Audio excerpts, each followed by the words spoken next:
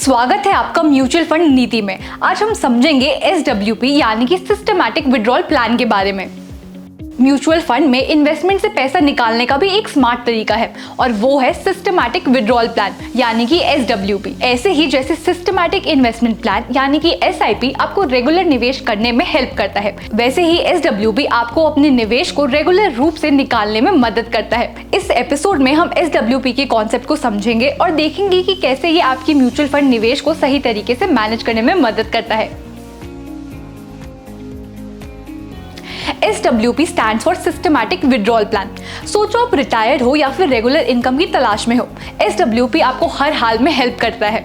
Dividend plan की जगह SWP एक बेहतर ऑप्शन है। डिविडेंड प्लान में आपको कोई गारंटी नहीं मिलती, लेकिन SWP में आप खुद डिसाइड कर सकते हो कि कितना पैसा निकालें और वो पैसा कब निकालें। SWP में आप बस फंड हाउस को एक फिक्स्ड अमाउंट को हर महीने एक स्पेसिफिक दिन पर निकालने का आदेश देते हो और वो पैसे सीधा सीधा आपके बैंक अकाउंट में चले जाते हैं।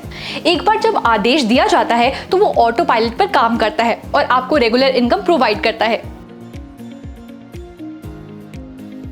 SIP और SWP में रिलेशन एकदम ही उल्टा है। SIP में आपका पैसा फंड में जाता है और SWP में आपका पैसा फंड से निकलता है। मान लो आपने 1 करोड़ रुपए म्यूचुअल फंड में लगाए हैं और आपको हर महीने 50,000 रुपए की जरूरत है, तो बस फंड हाउस को बोला जाता है कि हर महीने 50,000 निकाल के तुम्हारे बैंक अकाउंट में डाल दे।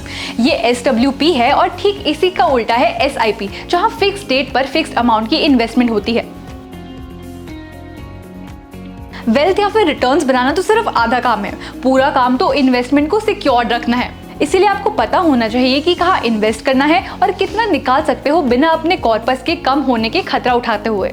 हम अलग अलग म्यूचुअल फंड के टाइप्स देखेंगे और उनके इतिहास के आधार पर रियलिस्टिक एक्सपेक्टेशंस बनाएंगे। इक्विटी म्यूचुअल फंड्स में ग्रोथ के ज्यादा चांसेस होते हैं, लेकिन रिस्क भी होता है। एग्रेसिव हाइब्रिड फंड्स और कंजर्वेटिव हाइब्रिड फंड्स ग्रोथ और स्टेबिलिटी दोनों देते हैं। कंजर्वेटिव हाइब्रिड फंड्स, ये फंड्स टोटल अमाउंट का 10 to 25% इक्विटी में और बाकी 70 से 90% डेट फंड्स में इन्वेस्ट करते हैं। डेट फंड्स का SWP के लिए कम रिस्क है, लेकिन ग्रोथ पोटेंशियल भी कम है।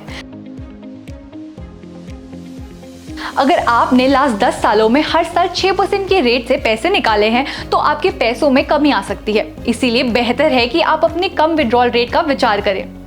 6% सालाना विड्रॉल रेट काफी ज्यादा हो सकता है, खासकर उनके लिए जो केवल 50 लाख कॉर्पस के साथ शॉर्ट ड्यूरेशन डेट फंड में है। कंजर्वेटिव हाइब्रिड्स भी 10 साल में आपके कॉर्पस को कम करने के करीब आ जाते हैं। प्योर इक्विटी फंड्स जैसे फ्लेक्सी कैप फंड्स आपके कॉर्पस को काफी बढ़ा सकते हैं, लेकिन इसमें रिस्क थोड़ा ज्यादा होता है। 100% इक्विटी ऑप्शन रिटायर्स के लिए थोड़ा रिस्की हो सकता है। एग्रेसिव हाइब्रिड फंड सबसे सूटेबल ऑप्शन लगते हैं। ये आपके कॉर्पस को बढ़ा सकते हैं और अक्सर आपके ओरिजिनल इन्वेस्टमेंट को भी प्रोटेक्ट कर सकते हैं।